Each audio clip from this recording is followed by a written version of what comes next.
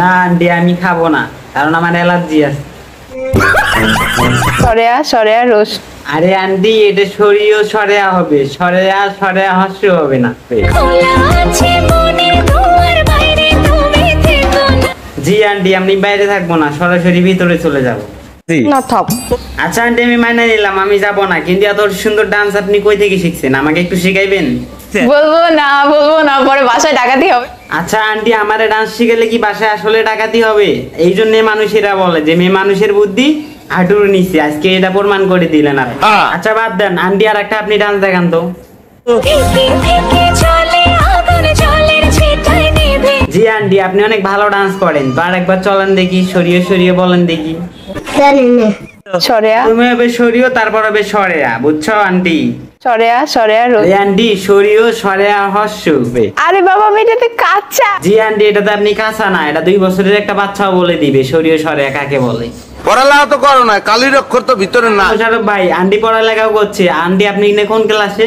9-এ। আপনি 9-এ পড়েন, তারপরে সরিয়ে সরেয়া পারেন না? আরে বাবা আমি এটাতে কাঁচা।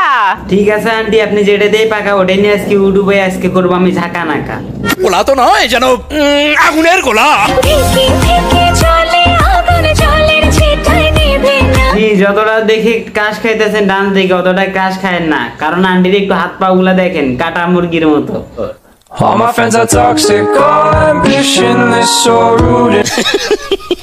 এ ভাই 1 মিনিট পার হয়ে গেছে, আজকে যে আন্টিকে নিয়ে আলোচনা করতেছি সে আন্টিকে কি আপনারা চেনেন না?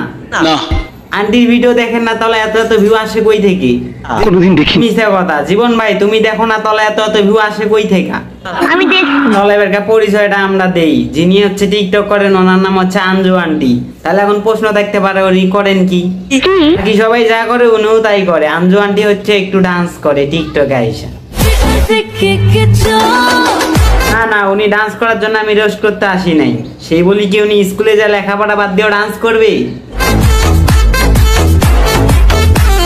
আন্টি মনে করেছে আমি এরকম ডান্স করলে আমাকে অনেক সুন্দর লাগে। না আন্টি তোমাকে সুন্দর লাগে না, তোমার পাগুলা না বগের ঠ্যাঙ্গের মতো লাগে।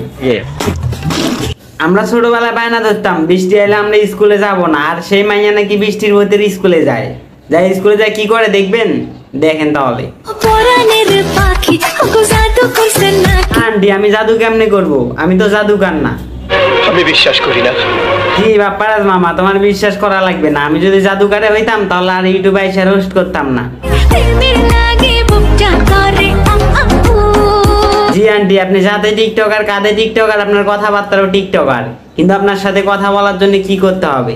ইনস্টাগ্রামে ঢুকে ইনস্টাতে নক দেয়। মানে ইনস্টাগ্রাম মাথায় থাকে, আবার সরিয়ে সরিয়ে মাথায় থাকে না।